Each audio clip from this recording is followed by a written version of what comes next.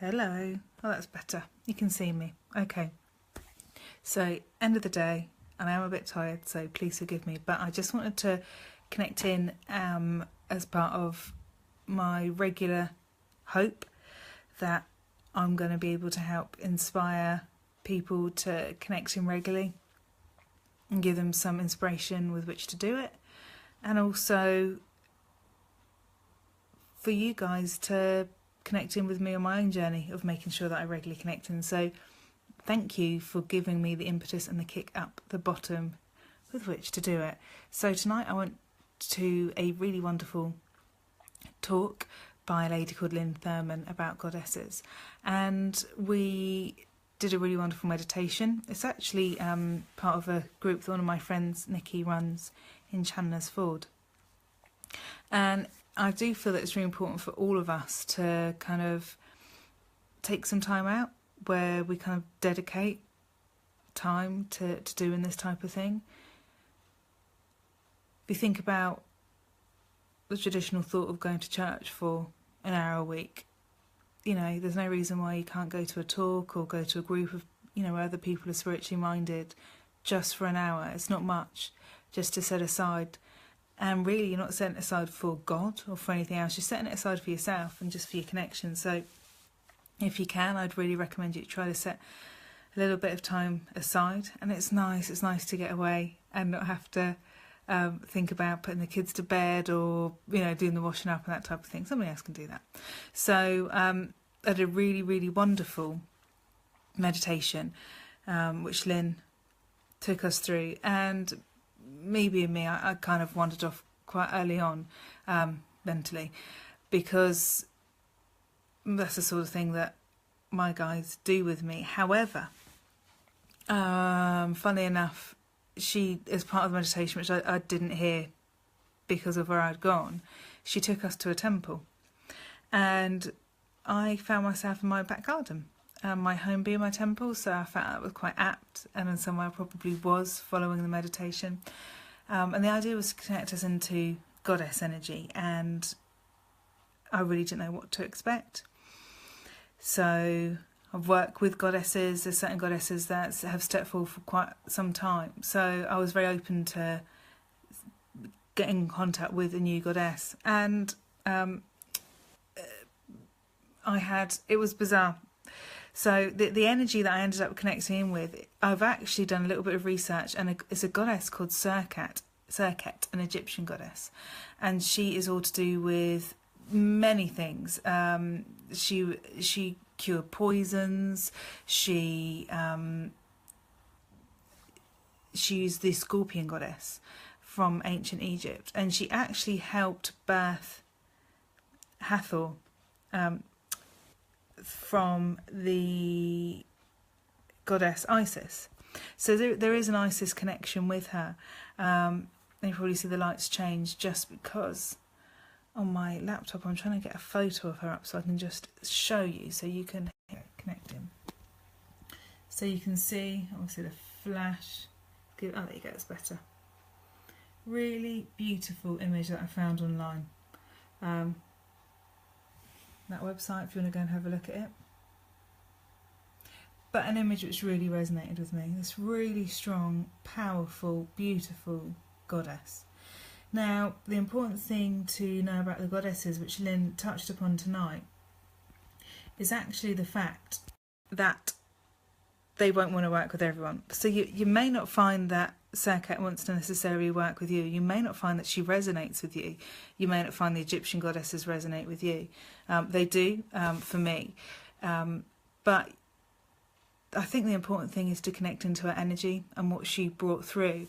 And reading about her now, she's very much associated with the birthing process, with as a midwife, because she was with Isis, who was hiding at the time when she gave birth with a hidden pregnancy.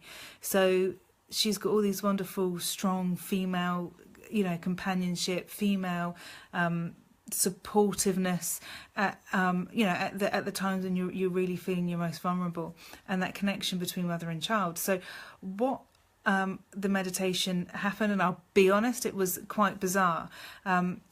I found myself almost being this fire being with fire in my hair, which was roots.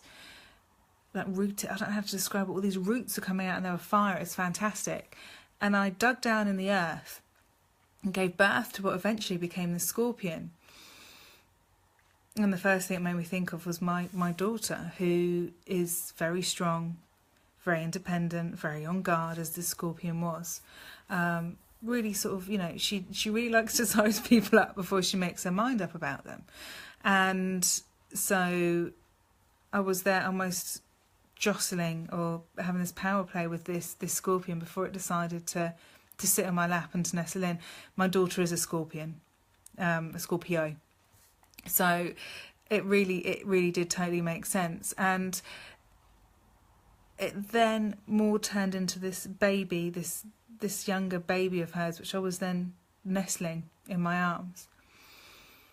And I sort of said, come on then, you're supposed to be a goddess. So if you're a goddess that resonates with my daughter, which goddess are you? And she just started to grow and grow and grow and grow. And she was taller, about 3 times the size of my house, and she picked me up and plonked me on top of my house to have a conversation with. Just beautiful.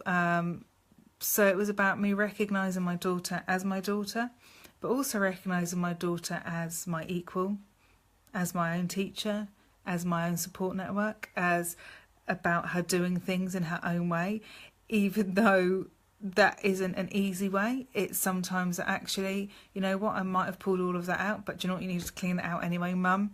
That type of a feeling about her, this totally non-apologetic, I'll get there even if I rip a strip off you in doing it. But you know what, I know this is the right way, I'm going to go ahead and do it.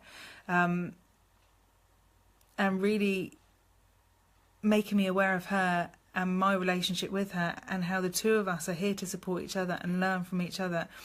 And it was really wonderful. So not only was I connecting into this goddess, I was connecting into this this goddess who was associated and with as part of my daughter. My daughter's part of this goddess. So, you know, for me to see the strengths of my daughter, and believe me, I always have seen the strengths of my daughter, but for me to really feel that and take it on board and to accept that and really connect into that on a very deep level, because a lot of my guidance recently has been searching about how am I going to bring up this headstrong woman who I wouldn't have any other way, but who I really don't think is going to allow me to guide her in any way whatsoever. And it was about me treating her as an equal. So 2.5, I can't have all the conversations that I'd like to with her, but I'm sure that as I get older, this connection that we've made will really bring us forward. So not only did this goddess allow me to connect into my daughter, but what she also did, what is her job, is that connection between mother and child. So she nurtured me and she nurtured herself at the same time, or this aspect of her, which is my daughter, which was really beautiful. So tonight I didn't connect into an aspect of my higher self, I connected into an aspect of my daughter's higher self. So that was kind of mind-blowing and fantastic, and I'm not surprised that she's attached to such a strong goddess. And it was really wonderful. So I suppose if you can take some time, and I'll give you the image again, for you to, if I can get my phone to work, for you to connect into this wonderful energy, bringing through the mother and daughter, parent and child, trying to align that energy. You might be trying to have children of your own. You may never have had children of your own. You may be trying to align a part of that with yourself. That's what she's here to do. She's here to connect you into that. So you may not find that you connect or resonate with her directly, but you may find that there's something going on in your life at the moment which allows you to connect into that energy, that nurturing, loving, strong nature, and connect you into what you're doing on your life path with regard to being a parent or with regard to being a child. because I was very much made aware tonight that those roles have always been interchangeable between myself and my daughter, depending on our incarnation. So, yeah, wonderful Scorpion goddess. Do some research about her if you really like her. And if you don't, maybe just take a couple of minutes out before going to bed just to focus in on that parent-child relationship and how that's affecting you at the moment. Whether you want to use a word in your head as you meditate and you go off, or whether you want to use that image, or whether you just think of your own parent or your own child when you go into that space, then do that if you can see me. Yeah. Anyway, I'm knackered, so I just wanted to connect in with you before I went to bed, and just to let you know that 10 minutes before you go to bed, that's all it's going to take. So, love as always, me. Bye bye. Have a good night's sleep. And I'll catch up soon. Toodaloo.